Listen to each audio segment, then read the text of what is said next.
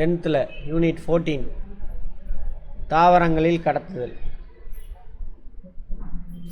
விலங்குகளில் சுற்றோட்டம் என்னவா இருக்கும்?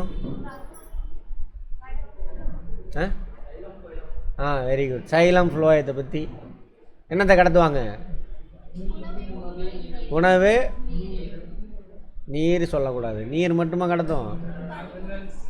மூலப்பொருள். சரியா? உணவு, மூலப்பொருள். எதெல்லாம் மூலப்பொருள்? நீர், விட்டமினா, கனிம பொருள்கள். விட்டமினா தாவரம் தான் ப்ரொடியூஸ் பண்ணும். ரைட். என்னென்னு பார்ப்போம். தேவையானது மட்டும் உனக்கு நிறைய கொடுத்து வச்சுருக்கானுங்க, தேவையானது மட்டும் எடுத்து.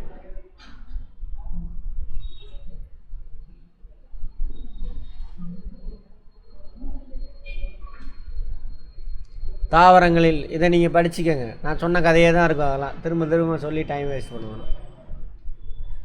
தாவரங்களில் கடத்தும் முறைகள்.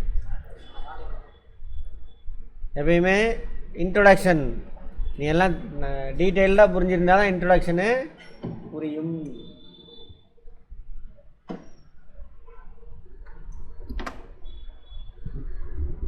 இதெல்லாம் புரிஞ்சிருப்பீங்க, அதை படித்து பார்த்துக்கோங்க. கடத்தும் முறைகள். செல்களில் உள்ளே மற்றும் வெளியே பொருட்கள் கடத்தப்படுவது 2 முக்கிய முறைகளில் நடைபெறுகிறது. ஒன்று பரவல், இன்னொன்று ஆற்றல் சார்ந்த கடத்தல். சொன்னேன் இல்லையா? ஒரே நிமிஷம் இருங்க. Right. Diffusion and active transport. தாவர செல்லாக இருந்தாலும் சரி, விலங்கு செல்லாக இருந்தாலும் சரி. விலங்கு செல்லை வச்சு முன்னாடி பார்த்தோம். ரத்த நாளம் இருக்குது, செல்லு இங்கே இருக்கும். இங்கேருந்து என்ன ஆகணும்? உணவுப் பொருள். இங்கே ஜவ்வு இருக்குல்ல, செல்லுக்கு செல் ஜவ்வு இருக்கும்.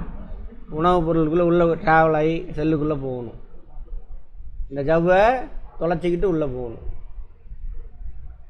அந்த தொலைச்சிட்டு உள்ளே போகுது இல்லையா, அந்த முறையில் தான் 2 முறை இருக்குது. ஒன்று பரவல், டிஃப்யூஷன். பரவல் வார்த்தையிலே அர்த்தம் இருக்குது பாருங்கள்.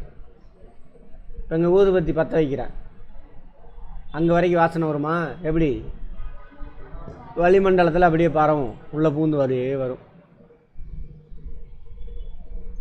கண்ணால் பார்க்கணும் அப்படின்னா என்ன பண்ணலாம்? தண்ணி வச்சுக்கோங்க, கண்ணாடி டம்ளரில் இங்கே ஊற்றுங்க. இங்கே என்ன பண்ணும்? டென்சிட்டி அதிகமாக இருக்கிற இடத்துலேருந்து எல்லாம் அப்படி ஃபுல்லாக. அதுக்கு பேர் தான் பரவல், டிஃப்யூஷன். அப்படி ஒரு மெத்தடில் என்ன ஆகும்? யார் பின்னாடி சத்தம் போடுறது? அடுத்து ஆற்றல் சார்ந்தது, ஆக்டிவ் மெத்தட். அதை பற்றி பார்ப்போம். அதாவது டிஃப்யூஷனுக்கு ஆற்றல் தேவையில்லை, அதுவாக உள்ள டென்சிட்டி அதிகமாக இருக்கிறது டென்சிட்டி கம்மியாக இடத்துக்கு போகும். ஒரு சிலதுக்கு எனர்ஜி பிடிச்சி இழுக்கணும். வேலை நடக்கணும்னா என்ன வேணும்? ஆற்றல் வேணுமா? வேலை என்னென்ன அர்த்தம்? ஒரு பொருள் ஒரு இடத்துலேருந்து இன்னொரு இடத்துக்கு போகணும். டிஃப்யூஷனுக்கு ஆற்றல் தேவையில்லை, அதுவாக போயிடும். இன்னொரு மெத்தடுக்கு என்ன தேவையில்லை? ஆற்றல். இதுக்கு தேவையில்லை. இன்னொரு மெத்தட் ஆற்றல் தேவை, உறிஞ்சணும். இப்போ நிலத்தடியிலேருந்து தண்ணியை உறிஞ்சணும், போரு. அப்போ என்ன போடுறீங்க? மோட்ரு போட்டு விட்றோமா? கைனடிக் எனர்ஜி வந்து தண்ணியை மேலே உறிஞ்சணும். அதெல்லாம் ஆற்றல் சார்ந்தது. அந்த மாதிரி எல்லாம் சிம்பிள், வெரி வெரி சிம்பிள். பேசிக்கிலேருந்து போனால் போதும். ஓகேவா? ரைட். பேசிக் புரிஞ்சிருந்தால் யூபிஎஸ்சிலாம் ஈஸி. அது ஃபேக்டை படிச்சிருக்கு. நான் கொஸ்டின் பேப்பர் வாங்கி பாருங்கள், எழுதுனவங்களாம் சொல்லியிருப்பாங்க. எப்படிமா இருந்தது? எப்படி இருந்தது? கரெக்டாக சொல்லுங்கள். ஈஸியான என்ன பண்ண புரிஞ்சு கிளாஸ் ஒழுங்காக புரிஞ்சுக்கிட்டீங்கன்னா போதும். அதை சொல்லுங்கள் தெளிவாக, சத்தமாக சொல்லுங்கள். என்னென்னு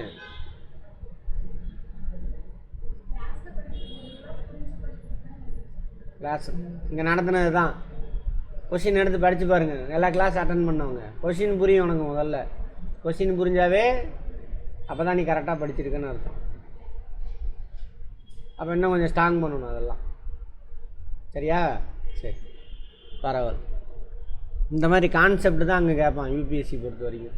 டிஎன்பிஎஸ்சி அப்படி தான் மாறிட்டு வருது. பார்ப்போம். பரவல், டிஃப்யூஷன். திட திரவ வாயு மூலக்கூறுகள் செறிவு அதிகமாக டென்சிட்டி இருக்கு இல்லையா, டென்சிட்டின்னா தெரியல, நெருக்கமாக இருக்குது பகுதியிலிருந்து செறிவு குறைவான பகுதிக்கு எவ்வித ஆற்றல் உதவியின்றி இடம்பெயரும் நிகழ்ச்சியே பரவல். இது ஒரு ஆற்றல் சாரா நிகழ்ச்சி. எனர்ஜிலாம் அங்கே தேவையில்லை, அதுவாக பரவிடும். அதான் ஊதுபத்தி இங்கே பற்ற வைக்கிறேன், ஏதாவது காற்று வச்சு அடிச்சு விட்றோமா?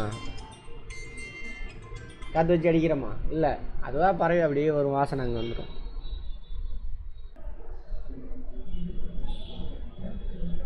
அதுக்கு எடுத்துக்காட்டு தண்ணியில் அங்கே இருக்குது, தண்ணி உள்ளே ஊற்றுறீங்க, எல்லாம் அப்படியே உள்ள செயல்மிகு ஆக்டிவ் ஆற்றல் சார்ந்த கடத்தல்.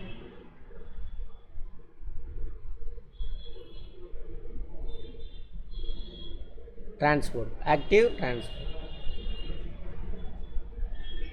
ஆற்றல் சார்ந்த கடத்தலில் ஆற்றலை பயன்படுத்தி மூலக்கூறு செறிவு வாட்ட சரிவிற்கு எதிராக கடத்தப்படுகிறது. செறிவு வாட்ட சரிவிற்கு எதிராக கடத்தப்படுது. எப்படி தெரியுமா? இப்போ செறிவிலிருந்து செறிவு இல்லாத இடத்துக்கு என்ன பண்ணுது? பரவுது அப்படியே. இதுக்கு ஆற்றல் தேவையில்லை. இப்போ இங்கே என்னவா இருக்குது? செறிவாக இருக்குது.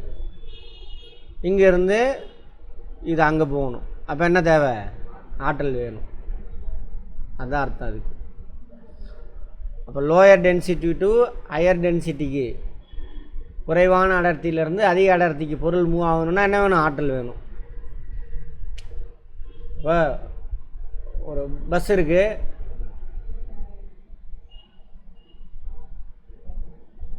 பஸ்ஸு ஃபுல்லாக கூட்டமாக இருக்குது.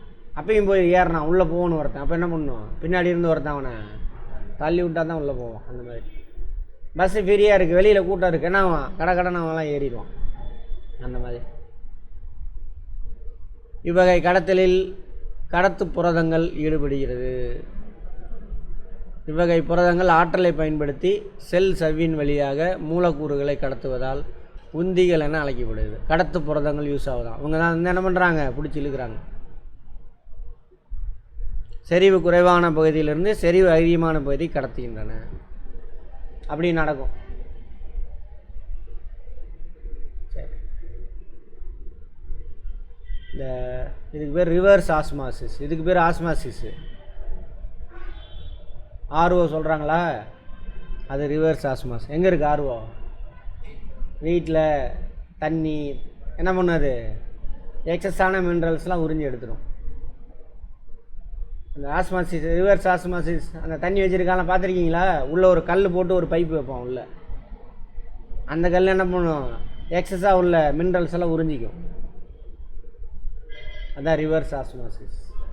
அதான் சொல்கிறாங்க. சவ்வூடு பரவல் ஆஸ்மாசிஸ். சவ்வூடு பரவல் வந்து திரவங்களில் காணப்படும் ஒரு சிறப்பான பரவுதல் ஆகும்.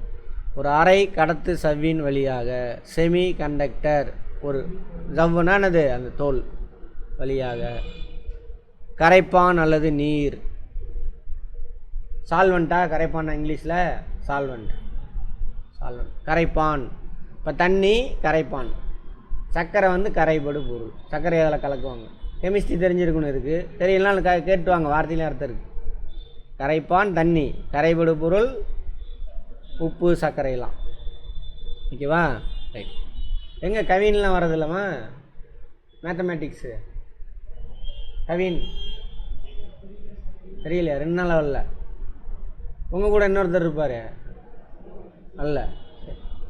அடுத்தது நீர் மூலக்கூறுகள் அதன் செறிவு அதிகமாக உள்ள பகுதியிலிருந்து செறிவு குறைந்த பகுதிக்கு கடத்தப்படுவதாகும். கரைப்பான் அல்லது நீர் மூலக்கூறு டென்சிட்டி அதிகமாக இருக்கிற இடத்துலேருந்து டென்சிட்டி கம்மியாக இருக்கிறதுக்கு பரவுறது. இதை கூட வச்சுக்கலாம். இப்போ துணி காய போடுறோமா? அதுவே அந்த கதை தான். துணி ஈரமாக இருக்கா? இதில் டென்சிட்டி அதிகமாக இருக்கும். இதோட வளிமண்டலத்தில் டென்சிட்டி கம்மியாக இருக்கும். அப்போ இங்கே உள்ள H2 மாலிகுல் என்ன ஆயிரும்? வளிமண்டலத்துக்கு போயிடும். மழை காலத்தில் வந்துட்டு துணி காயாது. ஏன்? எங்கே அதிகமாக இருக்கும்? அதை சொல்லணும், தெளிவாக சொல்லுங்கள். உங்களால் தான் ஆ அதான் சும்மா பொழப்பத்தான். சரி,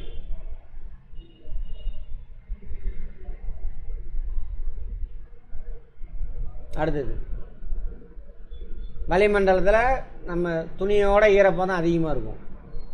இப்போ வளிமண்டலம் என்ன, அது அந்த H2O மாலிகுலை உறிஞ்சாது. அந்த மாதிரி இந்நிகழ்ச்சியானது செறிவுக்கு சமமாகும் வரை நடைபெறும். அடர்த்தி அதிகமான இருக்கிற இடத்துலேருந்து அடர்த்தி குறைவான இடத்துக்கு H2O மாலிகுல் ட்ராவல் ஆகும். எவ்வளோ நேரம் நடக்கும்? அது ஈக்குவலாக ரெண்டும் டென்சிட்டி ஈக்குவல் ஆகிற வரைக்கும் நடக்கும். இது சவ்வூடு பரவல் ஆஸ்மாஸ். அவரில் இது வேறு கதை.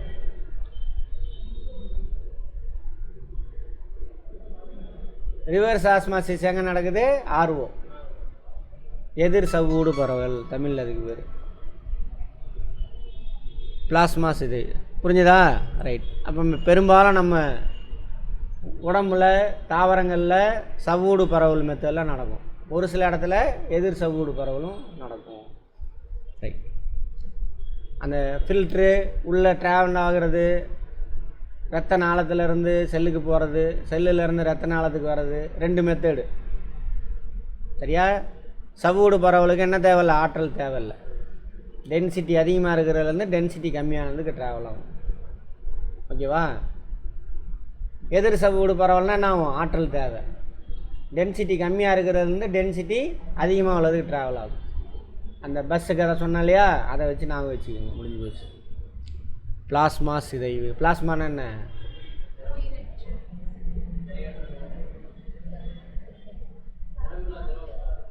செல்லுக்குள்ளே இருக்குமா?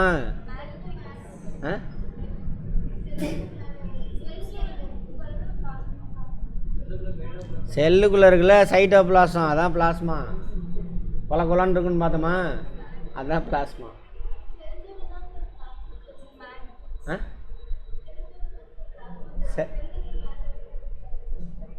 அது வேறு மேட்ரிக்ஸ்மா, அதை விட்டுருக்குமா.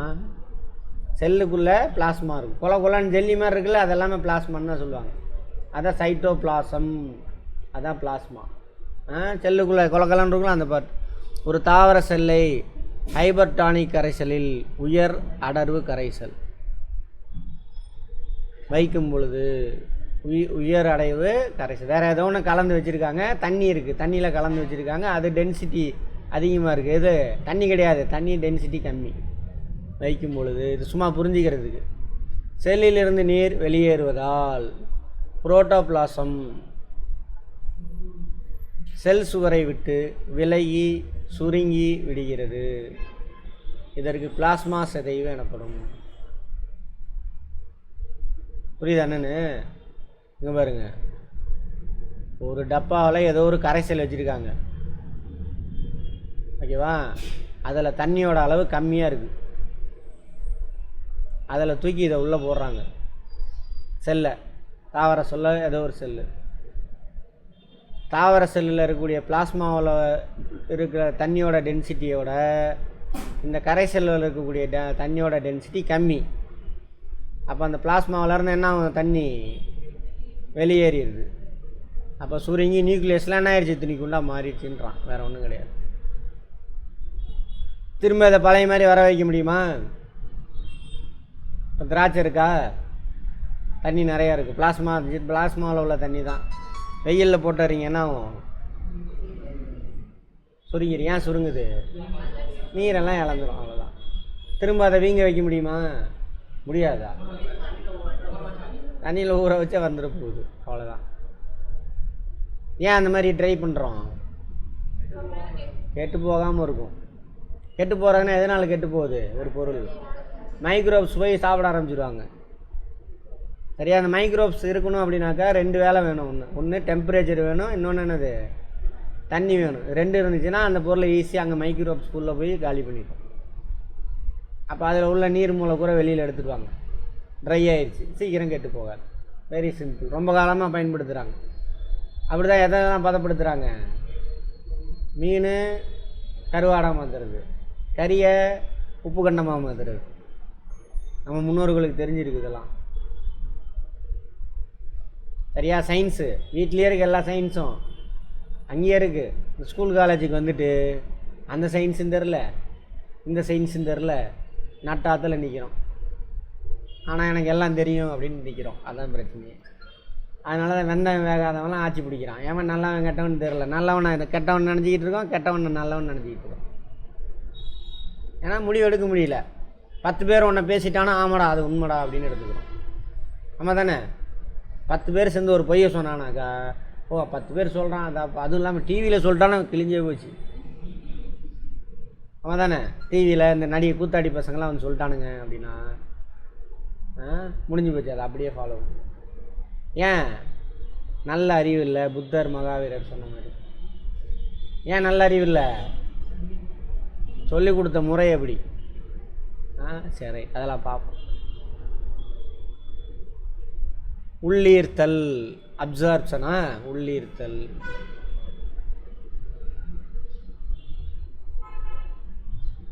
ஆஸ்மாசிஸு, பிளாஸ்மோலைசிஸ், அதான் இப்போ பார்த்தது நம்ம. இம்பைப்ஷன், உள்ளீர்த்தல்னா இம்பைப்ஷன்.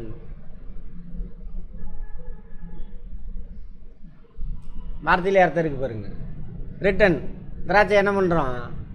தண்ணியில் போடுங்க, ஊறி தண்ணி உறிஞ்சிக்காது. இம்பைப்பிங், உள்ள தண்ணி ஈர்த்துக்குது. தாவர பொருட்கள் நீரில் வைக்கப்படும் பொழுது நீரினை உறிஞ்சு உப்புகிறது. அதுக்கு பேர் தானே இது உள்ளீர்த்தல், இம்பைப்ஷன். எடுத்துக்காட்ட உலர் விதைகள். விதை இதெல்லாம் ஊற வச்சு சாப்பிட்றீங்க. பாதாம் பருப்பு இதெல்லாம் போடுறாம. பாதாம் ஊற வைக்க மாட்டாங்க. பாதாம் ஊற வைப்பாங்களா? முந்திரி தான் ஊற வைக்க மாட்டேன். பாதாம் ஊற வச்சு பெருசாயிரும். சரியா? நெல் ஊற வைப்பாங்க, பெருசாயிரும். விதைக்கு போகும்போது அந்த மாதிரி. உலர் திராட்சை நீரை உறிஞ்சி உப்பிவிடும், ஆனால் நீரில் கரையாது. கரையுமா? உள்ளே உறிஞ்சிக்கும், கரையாது. அதான் சொல்கிறேன். உள்ளீர்த்தல் என்ற நிகழ்ச்சி முளைக்கும் விதைகளில் நடைபெறவில்லை என்றால் இளம் நாற்றுகள் விதைகளிலிருந்து வெளிவர இயலாது. நெல் விதைக்கு என்னென்ன பண்ணும்? முதல் நாளே ஊற வச்சுருவாங்க. ஊற வச்சு போட்டாங்கன்னா அடுத்த நாளே என்ன ஆயிரும்? அதில் ஒரு ப்ளஸ் இருக்குது. விதைச்சிட்டு தண்ணி ஃபுல்லாக கட்டினாலும் ஓகே. அல்லது என்ன பண்ணுவாங்க? ஊற வச்சுருவாங்க. முதல் நாளே ஊற வச்சு எடுத்துகிட்டு போய் விதைப்பாங்க. அப்படியும் பண்ணலாம். முதல் நாள் ஊற வச்சு எடுக்கும்பொழுது என்ன ஆகுனா, தேவையில்லாத சோவிலாம் இருக்குல்ல, சோவினா அது உள்ள குஞ்சு இல்லாத மேலே உள்ள தோல் மட்டும். சரியா? குட்டி தானே அது, குட்டி இல்லாத தோல் மட்டும். அதெல்லாம் மிதக்கும். அதை அள்ளி போட்டு ஒரிஜினல் நெல்லை மட்டும் தூக்கும்பொழுது நல்லா நெருக்கமாக வரும். அந்த மாதிரி நிறைய விஷயம் இருக்குது. இதெல்லாம் சயின்டிஃபிக்காக அவங்க புரிஞ்சு வச்சுருந்து பண்ணாங்க. இவன் சயின்டிஃபிக்காக என்ன பண்ணியிருக்கான்? ரிசர்ச் பண்ணி இது தான் அப்படின்னு சொல்லிட்டு ப்ரூவ் பண்ணி அதுக்கான வார்த்தைகள்லாம் சேர்த்துறான் இங்கிலீஷ்காரன். ஓகேவா? சரி. வேர்த்தூவி. வேர்த்தூவி எங்கே இருக்குன்னு பார்த்தோம். வேர்லேருந்து சின்ன சின்ன முடி மாதிரி வரும். அவங்க தான் ஃபஸ்ட்டு உறிஞ்சிடவங்க. சின்னதாக இருக்கும், ரொம்ப மயிரில மாதிரி இருக்கும் வேர்த்தூவி. இங்கிலீஷில் நம்ம ரூட் ஹேர்.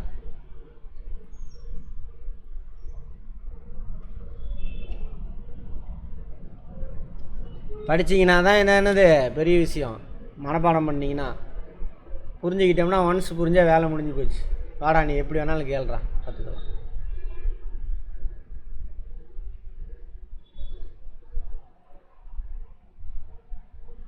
இது மெயின் வேறு.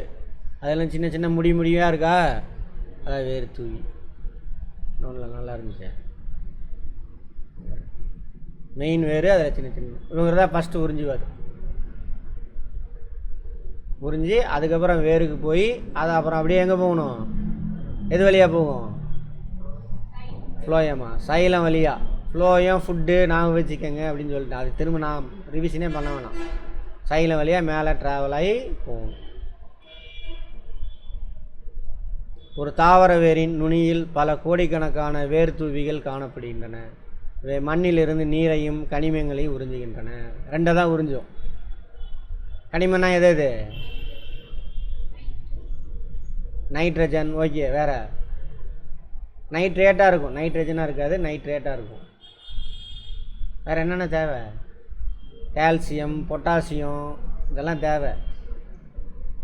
இதெல்லாம் அங்கேருந்து உறிஞ்சிக்கும் கனிமங்கள். வேரின் புறத்தோல் செல்களின் நீட்சிகளே வேர்த்தூவிலும். வேரோட புறத்தோல். புறத்தோல்னால் மேலே ஒரு தோல் மாதிரி இருக்குல்ல, அது உருளைக்கிழங்கில் எடுத்திங்கன்னா மேலே தோல் இருக்குல்ல, அதான் புறத்தோல். அதிலேருந்து நீட்சியாக இருக்கும். சயின்ஸ் வராது சார், அதெல்லாம் சும்மா சுற்றியில் நடக்கிற சாதாரண விஷயம். சரியா? ரைட்.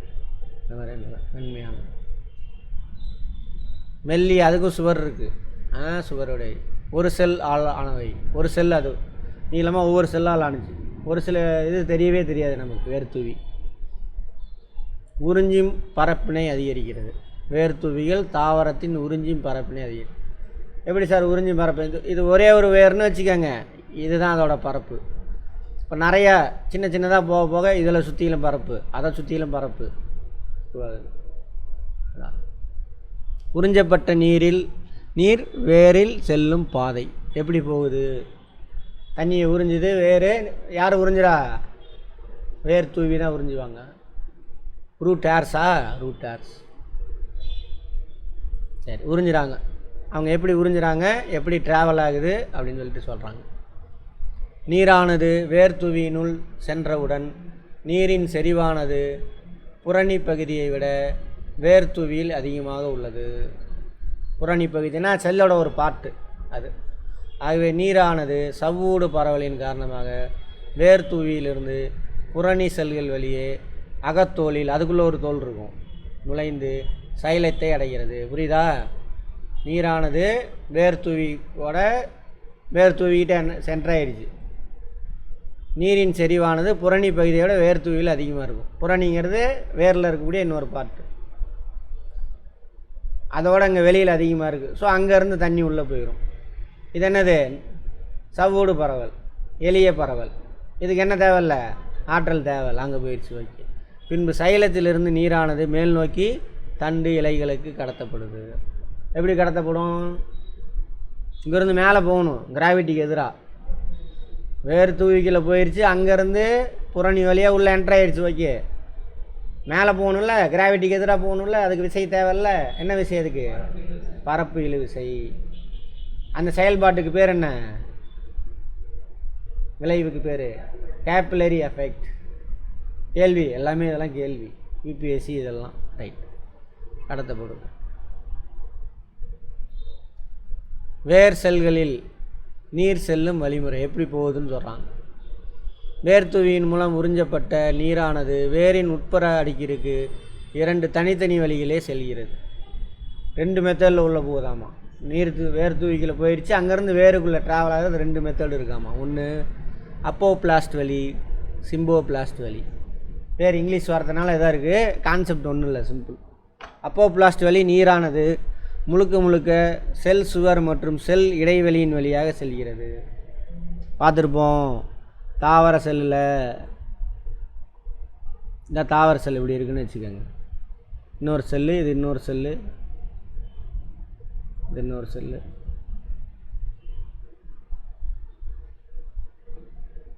படமே இருக்கா? உறிஞ்சப்பட்ட நீர், இது ஒவ்வொரு செல்லு. அப்போபிளாஸ்ட் வழி உறிஞ்சப்பட்ட நீர் செல்லுக்கு நடுவில் கேப் இருக்குல்ல, அதில் மட்டும் பூந்து போகும். அப்படியே செல்லுக்குள்ளெல்லாம் போகாது. சரியா?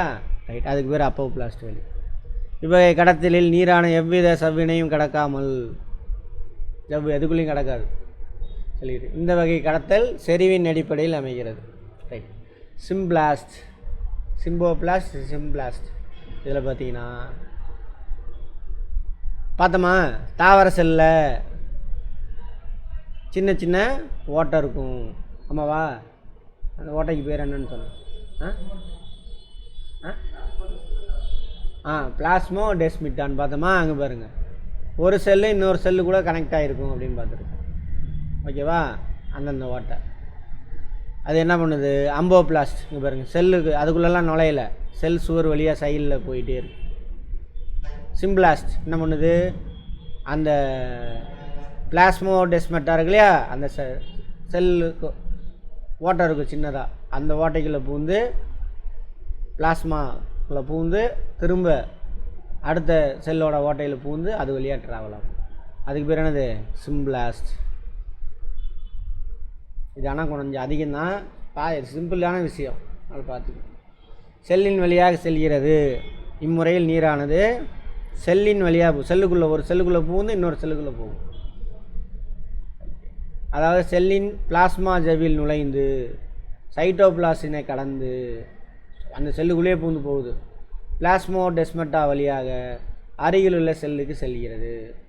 செல் சவ்வின் வழியாக நீர் செல்வதால் இவ்வகை கடத்தல் மெதுவாக நடைபெறுகிறது.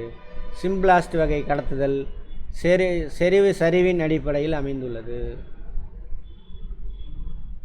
செறிவு சரிவின் அடிப்படையில் அமைந்துள்ளது. அது செறிவின் அடிப்படையிலிருந்து செறிவு சரிவாமா.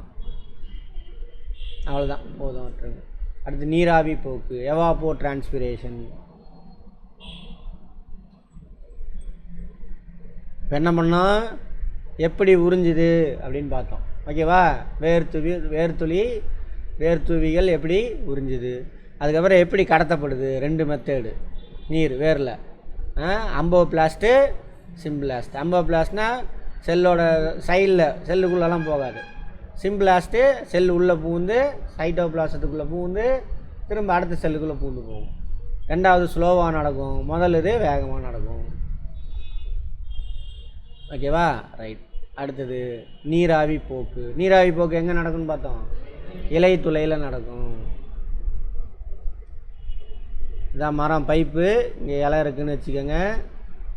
இலை துளையில் இருக்கக்கூடிய இலை துளை க்ளோஸ் ஆகி ஓப்பன் ஆகும் அப்படின்னு பார்த்தோம். கரெக்டாக? திறந்து மூடும். ஆமாம், திறந்துச்சு அப்படின்னா இந்த இடத்துல உள்ள நீர் ஆவியாகி போயிடும். அது போனோன்னே என்ன பண்ணுவோம், இங்கே உள்ள நீர் மேலே வரும், அது ஆவியாகி போகும். இப்படியே நடக்கும்.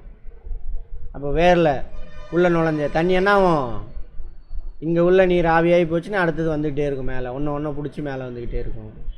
அது கூட சேர்ந்து மினரல் வந்துக்கிட்டே இருக்கும். இந்த இடத்துல இலையில் இருக்கக்கூடிய குளோரோபிளாஸ்ட் தானே, குளோரோஃபில், குளோரோபிளாஸ்ட். அவங்க என்ன பண்ணுவாங்க, 10% தண்ணி எடுத்துக்குவாங்க, அப்புறம் மினரல்லாம் பிடிச்சிக்குவாங்க. மிச்ச தண்ணிலாம் ஆவியாகி போயிட்டே இருக்கும். அதனால தான் என்ன ஆகுது, பானையை சுற்றி கூலிங்காக இருக்கிற மாதிரி இலையை சுற்றி கூலிங்காக இருக்கும், இலகை கருகாது. அப்படிலாம் பார்த்தோம். சரியா? ரைட். தாவரத்தின் புற உறுப்புகளிலிருந்து குறிப்பாக இலையின் புறத்தோல் துளை வழியாக நீரானது ஆவியாக வெளியேறுவதே நீராவி போக்கு, எவாப்போ டிரான்ஸ்பிரேஷன். இப்போ வளிமண்டலத்துக்கு நீர் எப்படிலாம் கிடைக்குது, இதெல்லாம் கேள்வி யூபிஎஸ்சியில். நீர்நிலையிலேருந்து மட்டும் ஆவியாகி போகுதா? எங்கேருந்து போகுது, தாவரத்துலேருந்து இந்த மாதிரி போகும். வேறு நம்மக்கிட்ட இருந்து வியர்வையா மூச்சு காற்றுல எல்லாம் போகும். மண்ணில் இருக்கிற தண்ணி ஆவியாகி போகும். இதெல்லாம் போயிட்டேன்னா ரீசைக்கிள் ஆகி இது மேலே போயிட்டு குளிர்ச்சி அணைந்து திரும்ப கீழே கொட்டும். இதுதான் வாட்டர் சைக்கிள். யூபிஎஸ்சி கொஸ்டின் இது, டிஎன்பிசிலையும் கேள்வி. சரியா? ரைட். அடுத்து 2 காப்பு செல்களால் சொல்லப்பட்டுள்ள. காப்பு செல் தான் சொன்னால, தேவையில்லைன்னா என்ன ஆயிரும், அந்த ஸ்டொமேட்டா மூடிக்கும். ஒவ்வொரு இலை துளையும் ஸ்டொமேட்டாவும் மூடிக்கும். ஸ்டொமேட்டா பகலில் திறந்தும் இரவில் மூடியும் காணப்படும். ஏன் பகலில் திறந்துருக்கு ஸ்டொமேட்டா? ஒளிச்சேர்க்கை நடக்காது, தண்ணி தேவையில்லை, க்ளோஸ் ஆகிக்கும். மோட்டர் ஆஃப் பண்ணிட்டோம், அவ்வளோதான். பகலில் என்ன நடக்கும், ஒளிச்சேர்க்கை நடக்கும், ஆவி போயிட்டே இருக்கும். மோட்டர் ஆன் பண்ணியாச்சுன்னு அர்த்தம், தண்ணி வெளி மேலே வந்துக்கிட்டே இருக்கும். ஏன் இரவிலே திறந்துருக்கட்டும், ஏன் மூடி இருக்கு? தண்ணி வேஸ்ட் ஆகிரும், நிலத்தடி நீர் தீர்ந்து போயிடும். டெய்லியுமே மழை பெய்யுது இல்லை, மழை பெய்யும் ஒரு இடத்துல, ஒரு சில இடத்துல டெய்லியுமே மழை பெய்யும். டெய்லியும் யாரும் சொல்ல முடியுமா? ஜாகிரபி முடித்தவங்க, ஈக்குவேட்டர் ரீஜனில் டெய்லி மழை பெய்யும். காலையிலேருந்து சாயந்தரம் மதியம் வரைக்கும் வெயில் அடிக்கும், மதியத்துக்கு மேலே மழை பெய்யும் டெய்லியும். ஈக்குவேட்டர் ரீஜன் பார்ப்போம், ஜாகிரபியில் பார்ப்போம். என்னம்மா அப்படி பார்க்குற, அப்படிலாம் பெய்யுமான்னு பார்க்குறியா? டெய்லியும் பெய்யும். அங்கே கூட பரவாயில்ல. நம்ம ஊரில் என்ன ஆயிரும், வருஷத்தில் 3 மாதம் பெய்கிற தண்ணி மண்ணில் இருக்கும், அதை வச்சு தான் அந்த தாவரம்லாம் வாழும். அப்போ அந்த தண்ணி என்ன பண்ணக்கூடாது, வேஸ்ட் பண்ணக்கூடாது. இயற்கை பாருங்கள், இயற்கை என்னென்ன வேலை செஞ்சுச்சு. அடுத்தது இலைத்துளையின் செயல்பாடானது காப்பு செல். அதேமாரி பார்த்துருப்போம், சூழ்நிலைக்கு தகுந்த மாதிரி அடாப்டேஷன். தன்னை மாற்றிக்கலைன்னா அங்கே வாழ முடியாது, உயிர் வாழ முடியாது. சூழ்நிலைக்கு தகுந்த மாதிரி தான் தாவரங்கள் வாழுது. நம்மளை எப்படி தான் வாழணும், சூழ்நிலைக்கு தகுந்த மாதிரி தான் வாழணும். அப்படியே வாழ்கிறோம். ட்ரெஸ்ஸிங் பாருங்கள், எல்லோரும் சாப்பாடு பாருங்கள், எல்லாம் வெயிலுக்கு தகுந்த சாப்பாடே இல்லை, வெயிலுக்கு தகுந்த ட்ரெஸ்ஸே இல்லை. எத்தனை பேர் கையில் வாட்டர் பாட்டில் வச்சுருக்கீங்க? தண்ணி தீர்ந்துகிட்டே இருக்கும். ட்ரை ஆகுதா வாயெல்லாம் பிடிக்கணும், வெப்பமண்டலம். இப்போ அது மழை பெஞ்சதுனால தண்ணி அவ்வளோவா தாகம் எடுக்காது, எல்லாம் தாகம் எடுக்கும். அடுத்தது பிசு பிசுன்னு இருக்கா இன்னைக்கு உடம்புலாம்? இல்லையா? இன்னும் உடம்புல ஒரு மாதிரி பிசு பிசுன்னு இருக்கா? ஏன்? மழை பெஞ்சதுனால நேற்று அட்மாஸ்பியரில் ஈரப்பதம் அதிகம். ஈரப்பதம் அதிகமாக இருந்தால் என்ன ஆகாது? வேர்வையை உறிஞ்சாது. அதனால தான் பிசு பிசுன்னு இருக்கா. எல்லாம் சயின்ஸு, இயற்கையை புரிஞ்சுக்கிட்டா தான் சயின்ஸு. சரியா? அந்த மாதிரி விரைப்பழுத்த மாறுபாடுகளால் நடைபெறுகிறது. காப்பு செல்கள் ரைட். பகலில் காப்பு செல்களுக்குள் அருகில் உள்ள செல்களில் இருந்து நீர் புகுவதால் விரைப்புத்தன்மை அடைகிறது. அது கூட தேவையில்ல, விட்டுருங்க. விரைப்புத்தன்மை அதாவது பகல் என்ன ஆகுனாக்கா அதுவுமே அது திறந்து மூடுதில்ல, அதுக்கு எதாவது ஃபோர்ஸ் வேணும்ல. அப்போ பகலில் வந்து என்ன ஆகுனாக்கா விரிவடையணும், ஓட்டை பெருசாகணும். ஸோ அந்த காப்பு செல்லுக்குள்ளே என்ன ஆயிரும்? தண்ணி போயிடும். தண்ணி போனோன்னே விரிவடைஞ்சு ஓட்டை பெருசாயிடும். இரவில் அப்படியே உள்ட்டா தண்ணி என்ன ஆயிரும்? வெளியேறிடும். இரவில் காப்பு செல்களை விட்டு நீர் வெளியேறுவதால் விரைப்பழுத்தம் குறைந்து காப்பு செல்கள் சுருங்கிவிடும். இதனால் இலைகள் மூடிக்கொள்ளும். இதெல்லாம் எக்ஸ்ட்ரா சும்மா, இது கேட்க மாட்டான், தெரிஞ்சு வச்சுக்கலாம் சும்மா. அடுத்து நீராவி போக்கின் காரணமாக இலையிடை திசுவிலிருந்து நீரான இலைத்துளை வழியாக வெளியேறுவதால் நீரின் செறிவு இலையிடை திசுவில் குறைகிறது. இதனால் சவ்வூடு பரவல் மூலம் சைலத்திலிருந்து நீரானது மீண்டும் இலையிடை திசுகளுக்கு செல்கிறது, இழுவிசை ஏற்படுது. அதான் நம்ம பேசுனதான், நீராவி ஆகி போனாவும் பின்னாடி இருந்து இழுத்துக்கிட்டே இருக்கும். அதான் இழுவிசை, பரப்பு இழுவிசை, நீராவி போக்கு இழுவிசை இன்னொரு பேர் அதுக்கு. இந்த இழுவிசை வேர் வரை கடத்தப்படுவதால் வேர் தூவியின் மூலம் மீண்டும் மீண்டும் நீர் மண்ணிலிருந்து உறிஞ்சப்பட்டு தொடர்ச்சியாக பரப்பு இழுவிசை சொன்னோம்ல, ஃபிசிக்ஸில் அப்படி சொல்லுவாங்க. பயாலஜியில் என்ன சொல்கிறான் அதுக்கு பேர்? நீராவி போக்கு இழுவிசை. அதான் ஸ்டொமேட்டா இலையில் இருக்கக்கூடியது, விரிஞ்சிருக்கு. சரியா? தண்ணி உள்ளே பூந்துருச்சு, இது தண்ணி விரிஞ்சிருக்கு. தண்ணி வெளியேறிச்சுன்னா சுருங்கிடும். நைட்டில் நீராவி போக்கினை பாதிக்கும் காரணிகள். வெப்பநிலை நீராவி போக்கை பாதிக்கக்கூடிய காரணிலை. வெளியில் வெப்பநிலை அதிகமாக இருந்துச்சுன்னா அதிகமாக நீராவி போகும். வெப்பநிலை கம்மியாக இருந்தால் நீராவி போக்கு கம்மியாக தான் இருக்கும். ஒளி, சூரிய ஒளி, ஈரப்பதம், வளிமண்டல ஈரப்பதம் இருக்குல்ல, அது பொறுத்து. காற்றின் திசை வேகம், காற்று வேகமாக அடித்தான்னா ஆகும். தரையில் தண்ணி இருக்குங்க, கழுவி விட்டீங்க வீட்டை, சரியா? என்ன பண்ணுவீங்க? சீக்கிரம் காயணும்னா அப்போ என்ன ஆயிரும்? சீக்கிரம் காஞ்சிரும் இல்லை, நீங்கள் சும்மா விட்டே காஞ்சிரும். அப்போ நீராவி போக்கு அதிகமாக நடக்குது, நீர் ஆவியாகிறது செயல் அதிகமாக. அதே வேலை தான் அங்கேயும். புரிஞ்சுதா? சாதாரண விஷயம் எல்லாம் நம்மளை சுற்றியில் நடக்கிறது. சயின்ஸ்னால் ஒரு பெரிய இதெல்லாம் இல்லை, பெரிய சயின்டிஸ்டாக தான் இருக்கணும். சும்மா சிம்பிள் விஷயம். சரி, உட்புற காரணிகள். இலை துளையின் எண்ணிக்கை, இது வந்து வெளிப்புற காரணி, தாவரத்தோட வெளியில். உட்புற காரணி இலை துளையின் எண்ணிக்கை, விரைவில் அல்லது திறந்த நிலையில் உள்ள இலை துளைகளின் சதவீதம், விரவல் அல்லது மற்றும் ஆமாம் தாவரத்தில் இருக்கும் நீரின் அளவு. நீர் நிறையா இருந்தால் என்ன பண்ணும்? அது பாட்டில் ஜாலியாக திறந்தே இருக்கும். கம்மியாகிடுச்சுடா அப்படின்றப்ப என்ன பண்ணும்? இலைய துளையெல்லாம் பிடிக்கும். சுத்தமாகவே தண்ணி இல்லை, மண்ணிலே சுத்தமாக தண்ணி இல்லை, அப்போ என்ன பண்ணிடும்? அப்போ தான் இலையெல்லாம் கொட்டிடும். மண்ணில் தண்ணி இல்லைன்னு தெரிஞ்சிடும், அதுக்கு இலையெல்லாம் கொட்டிடும். அது மாதிரி இருக்கக்கூடிய காட்டுக்கு பேர் என்ன? இலையுதிர் காடு. நம்மளுதான் எல்லாம் இயற்கை அடாப்டேஷன், சூழ்நிலைக்கு தகுந்த மாதிரி தன்னை தகவமைத்துக் கொள்ளல். அதே வருஷம் ஃபுல்லாக மழை பெய்யுதுன்னு சொன்னால அங்கே அப்படி நடக்காது. அதான் தண்ணி நிறையா இருக்கு, இலையெல்லாம் கொட்ட வேண்டிய அவசியமே இல்லை. அதுக்கு பேர் என்னது? பசுமை மாறா காடு. வருஷம் ஃபுல் 24 ஹவர்ஸ் எப்பயுமே பச்சையாகவே இருக்கும், அடர்ந்த காடுகள். சரியா? அப்போ ஜாகிரபி படிக்கணும்னா என்ன வேணும்? ஜாகிரபி படிக்கணும்னா நீ ஃபிசிக்ஸ் தெரிஞ்சிருக்கணும், கெமிஸ்ட்ரி தெரிஞ்சிருக்கணும், பயாலஜி தெரிஞ்சிருக்கணும். எல்லாம் ஒன்றுக்குள்ள ஒன்று. சரியா? என்ன தீபிகா எங்கள் அப்பா காணாமல் போயிடுற, உடம்பு சரியில்லை, சாப்பிட்ணும் அதுக்கு. அடுத்தது, நீராவி போக்கின் இழுவிசையின் காரணமாக நீரானது மேலே செல்ல காரணம். ஆமாவா? நீராவி போக்கின் அதான் பரப்பு இழுவிசை. ஒளிச்சேர்க்கைக்கு தேவையான நீர் கிடைக்கிறது. ஆமாவா? எதனால தான்? நீராவி போக்குனால தான். கனிமங்கள் தாவரத்தின் அனைத்து பகுதிகளும் செல்ல உதவுது. நீராவி போக்கு வந்தால் தான் நீரில் கரைஞ்சிருக்க கனிமங்கள் இழுத்து செல்லப்படும் மேலே. அதுக்கு அடுத்தது, இலையின் மேற்பரப்பு குளிர்ச்சியாக இருக்க நீராவி போக்கு. தண்ணி இல்லைன்னா என்ன ஆயிரும்? அதான் பானையில் உள்ள கதை தான் அது. குளிர்ச்சியாக இருக்காது, இலை கருகி போயிடும். அடுத்தது, செல்கள் விரைப்பு தன்மையுடன் இருக்க செய்கிறது. தண்ணி உள்ளே இருந்தால் தானே ஆகும், செல்லு தானே அது, உள்ளே இருந்தால் தானே அது சைட்டோபிளாசம். தண்ணியால் ஆனது தானே நல்லாயிருக்கும், விரைப்பாக இருக்கும். தண்ணி இல்லைன்னா நான் சுருங்கி போயிடும். ஓகேவா? அடுத்தது, காற்றின் இதனால் அவற்றின் வடிவம் மாறாமல் இருக்குவது.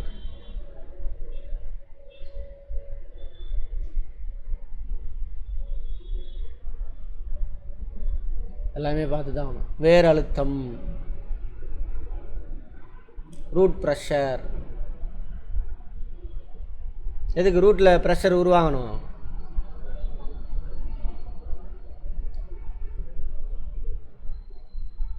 ஒரு சில மினரல்ஸ்லாம், இதே தண்ணி மட்டும்தான் பார்த்தோம். மினரல்ஸ்லாம் என்ன ஆகணும்?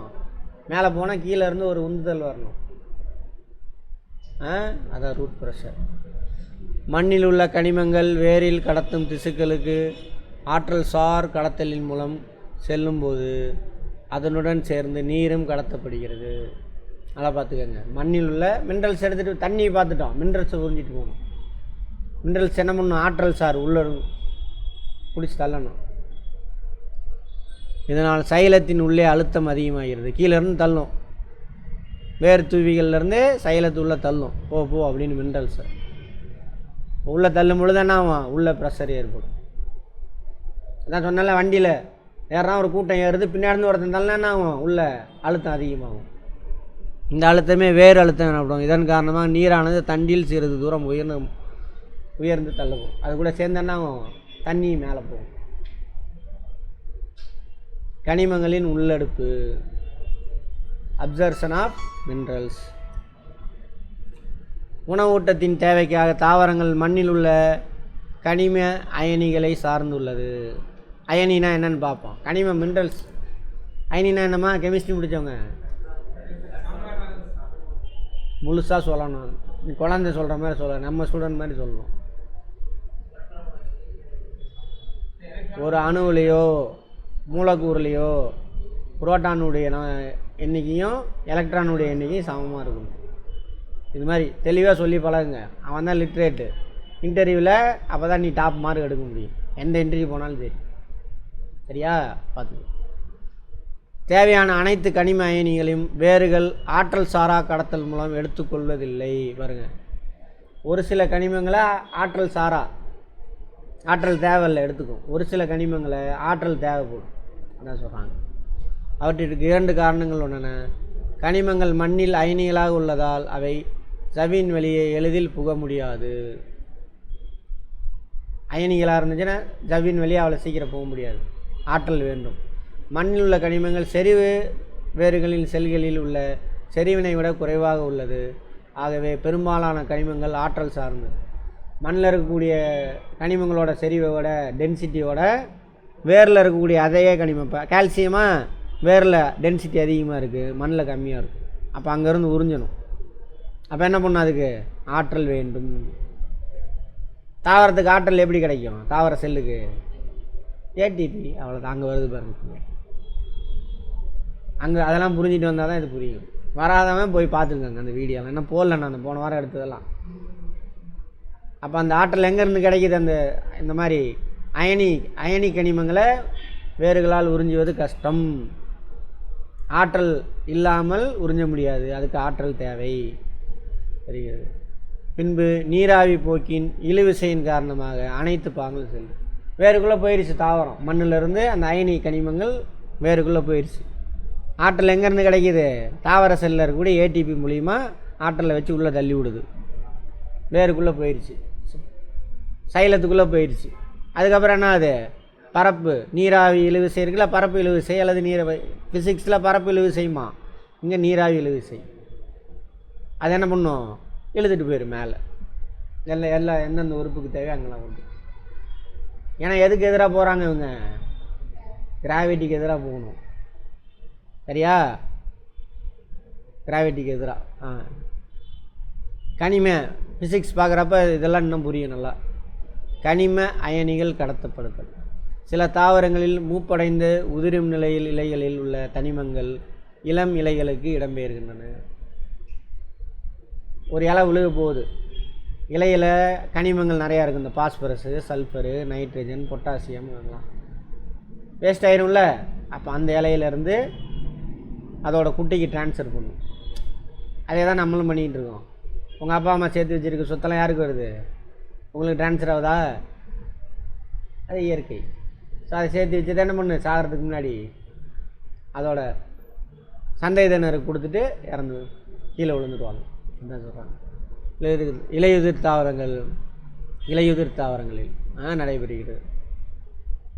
மிக விரைவாக இடம்பெயரும் தனிமங்களாகும். கால்சியம் எளிதில் இடம்பெயர்வதில்லை. மற்றதெல்லாம் பாஸ்பரஸு, சல்ஃபர், நைட்ரஜன், பொட்டாசியம் ஒரு இலையிலேருந்து இன்னொரு இடத்துக்கு எழும்பும். கால்சியம் அவ்வளோ சீக்கிரம் இடம்பெயராகும். ஃப்ளோயத்தில் கடத்தல். ஃப்ளோயனா யார்? எங்கேருந்து எங்கே எடுத்துகிட்டு போவார்? ஃபஸ்ட்டு மேலேருந்து கீழே அவன் தானே.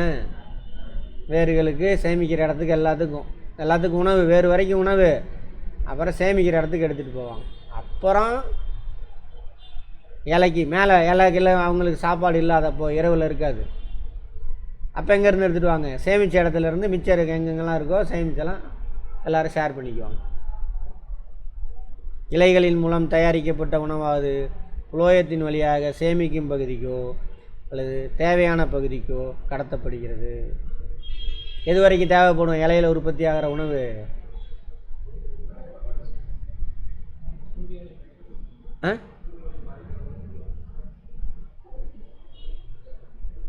எந்த உறுப்பு வரைக்கும் தேவை?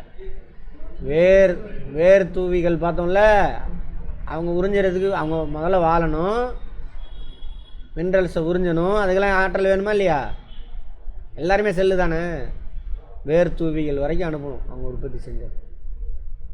இப்போ எல்லாரும் இலையிலேருந்து வேர் தூவி வரைக்கும் இருக்க எல்லா செல்லும் சாப்பிட்டது போக இன்றைக்கி உற்பத்தி செஞ்ச கார்போஹைட்ரேட்டை அதுக்கப்புறம் தான் என்ன பண்ணுவாங்க? அதை சேமிப்பாங்க. சரியா? நம்ம உடம்பு மாதிரியே தான் நம்ம அவங்கள மாதிரி தான் நம்ம வாழ்க்கை. நம்மளை மாதிரிலாம் அவங்க இல்லை, அவங்கள மாதிரி தான் நம்ம. அந்த புளோயத்தின் கடத்தும் கூறுகளான சல்லடை தட்டு கூடிய சல்லடை குழாய் சொல்லியிருப்போம். புளோயம் சல்லடையாக இருக்கும். ஏன்னா மேலேருந்து கீழே இறங்கணும்ல. சைலம் ஒரே குழாய் மாதிரி தான் இருக்கும். புளோயம் இப்படி சல்லடையாக இருக்கும். இல்லை மேலேருந்து பொத்துன்னு கீழே விழுந்துடும். கீழே ப்ரெஷர் அதிகமாகிடும். அந்த மாதிரிலாம் இருக்குது. அது மாதிரி சல்லடை குழாய் செல்களில் உள்ள சல்லடை துளையின் வழியாக உணவாது சைட்டோபிளாச இலையின் மூலம் புளோயம் உணவினை சுக்ரோஸ் தோற்றுவாயில் இருந்து, தோற்றுவாயினா எங்கே உற்பத்தி ஆகுது அங்கே தேக்கிடத்திற்கு கடத்துகிறது. சேமித்து வைக்கக்கூடிய இடத்துக்கு கடத்துது. உணவு உற்பத்தியாகும் இடமான இலைகள் தோற்றுவாயாகவும், சோர்ஸ், தோற்றுவாயினா சோர்ஸ், கிடைக்கிற இடம், வார்த்தையில் இடத்திற்கு பாருங்கள் தோற்றுவாய். சேமிக்கும் அல்லது தேவையான இடம் தேக்கிடமாகவும், சிங்க்கு தேவையான இடம் அல்லது சேமிக்கிற இடம் கருதப்படுகிறது. ஆனால் தோற்றுவாயும் தேக்கிடமும் தேவையை பொறுத்தும் பருவ காலத்தை பொறுத்தும் மாறுபடலாம். புரியுதா? தோற்றுவாயும் தேக்கிடமும் பருவத்தை பொறுத்து மாறுபடலாம். எப்போ சொல்லலாம்? பருவம் கூட தேவையில்லை. பகலில் தோற்றுவாய் எது? இலை. தேக்கிடம் எது? வேறு வரைக்கும். சரியா? நைட்டில் என்ன அப்படியே உள்டா. தோற்றுவாய் எது? வேறு, அங்கே சேமித்து வச்சுருக்கு, வேறோ தண்டோ எங்கேயோ. சரியா? தேய்க்கிடம் எங்கே? இலை. அதை தான் சொல்கிறாங்க. தோற்றுவாய்க்கும் தேய்க்கிடத்திற்கும் உள்ள தொடர்பு அவ்வப்போது மாறுபாடு அடையக்கூடியது. உணவு இடம்பெயர்வது மேல் நோக்கியோ அல்லது கீழ் நோக்கி, அதான் 2 வே டிரான்ஸ்போர்ட்டு நடைபெறுகிறது. ஆனால் சைலத்தில் நீரானது மேல் நோக்கி மட்டுமே, ஒரே திசையில் 1 வே. இதான் நமக்கு சுக்ரோஸ் இடம்பெயர்தல். சுக்ரோஸ்னால் என்னது? டைசேக்ரேட் ஸ்டார்ச்சு. சுக்ரோஸாக தான் போகுது. அங்கே கார்போஹைட்ரேட்டு டபுள் 2 கார்போஹைட்ரேட் சேர்ந்தானது சுக்ரோஸ். அதான் சொல்கிறாங்க. சுக்ரோஸ் தோற்றுவாயிலிருந்து தேக்கிடத்திற்கு இடம்பெறுவது அழுத்த மாறுபாடு கோட்பாட்டின் அடிப்படையில் நடைபெறுகிறது. ஒளிச்சேர்க்கையின் மூலம் உருவான குளுக்கோஸ் சுக்ரோஸாக மாற்றமடைகிறது. ஓகேவா? சுக்ரோஸ் முதலில் குளோயத்தின் துணை செல்களுக்கு கடத்தப்படுகிறது. பின்பு ஆற்றல் சார் கடத்தல் மூலம் சல்லடை குழாய்களில் செல்கிறது. ஆற்றல் சார் கடத்தல். அப்போ லோயர் டென்சிட்டி டு ஹையர் டென்சிட்டிக்கு ட்ரான்ஸ்ஃபர் ஆகுது. எது வழியாக போகுது? சல்லடை குழாய்கள் வழியாக.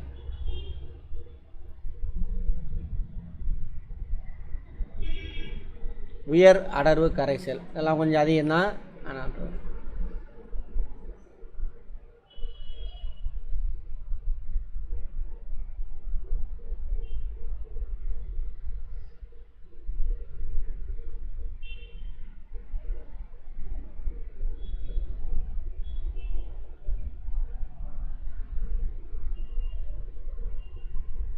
அழகான ஒன்று மண்டகஞ்சரி சாட்ரேட்டம்.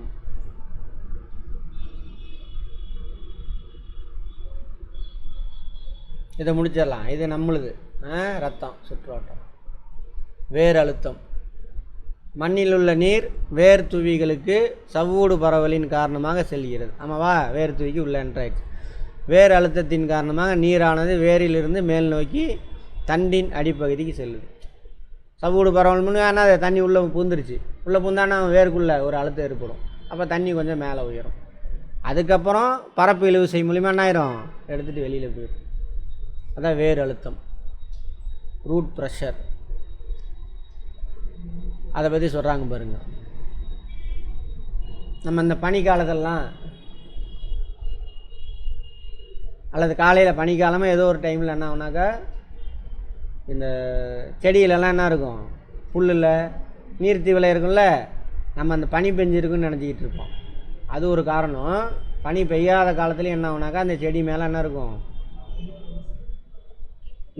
நீர்த்து விலை இருக்கும். அது என்னன்னாக்கா இதை காரணமாக சொல்கிறான்.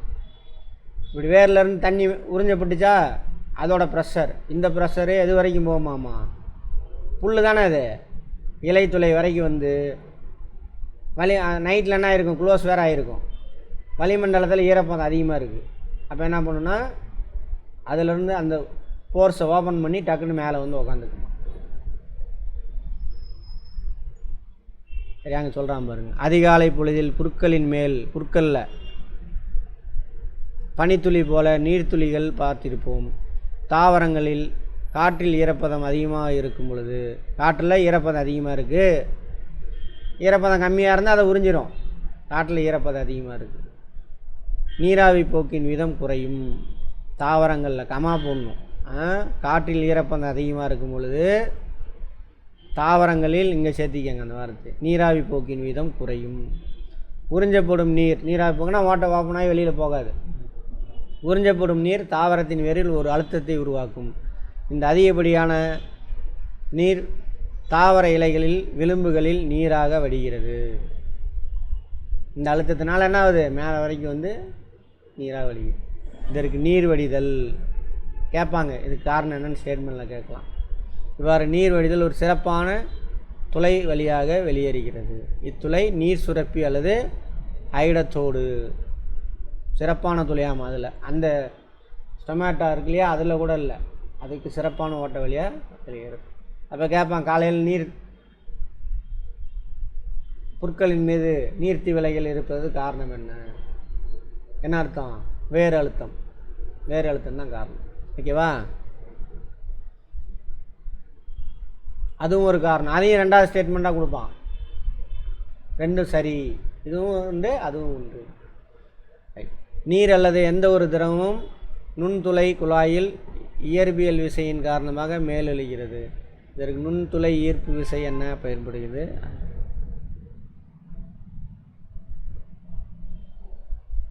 சரி, தந்துகி குழாய் விசாயமா இதுக்கு பேர் நுண்துளை ஈர்ப்பு விசை.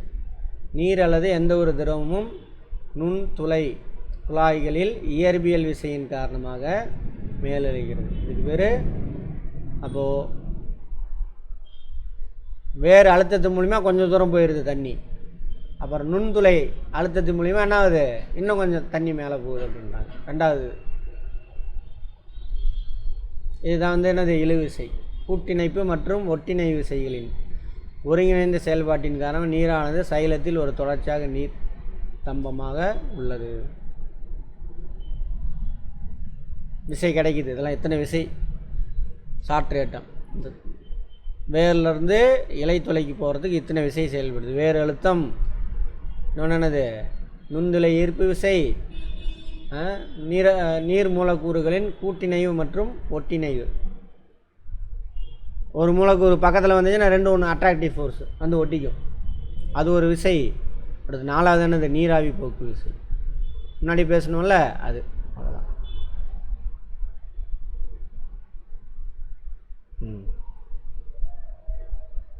இப்படி எத்தனை விசை செயல்படுது. நீர் வேர்லேருந்து உறிஞ்சப்படுறதுல இத்தனை விசை செயல்படுது. இன்றைக்கி என்னென்ன பார்த்தோம்? சைலம், ஃப்ளோயம், அதாவது தாவரங்களில் சுற்றோட்டம், அதுக்கு எந்தெந்த விசையெல்லாம் பயன்படுது, சரியா, எப்படி கடத்தப்படுது, அதுக்கு விசை என்னென்ன, இதெல்லாம் பார்த்துருக்கோம். போய் கேள்வி கேட்டு திரும்ப பாருங்கள், ஒன்றுமே கிடையாது, ஈஸி. நல்ல விஷயம் பார்த்துட்டோமா? சரி, இதுக்கு முன்னாடி என்ன பார்த்தோம்? கழிவு நீக்க மண்டலம் அந்த லெசனில். அப்புறம் இனப்பெருக்க மண்டலம். அதுபோக தாவரங்களில் சுற்றோட்டம். நாளைக்கு விலங்குகளில் சுற்றோட்டத்தை பார்ப்போம். அதை பார்த்துட்டு அடுத்தது போகலாம். எல்லாமே சிம்பிளான விஷயந்தான். திரும்ப திரும்ப பாருங்கள், பார்த்தீங்கன்னா ஞாபகம் வந்துடும். கதையாக புரிஞ்சிட்டு பாருங்கள், படமாக மாற்றுங்க, வார்த்தையை படித்து படமாக மாற்றுங்க.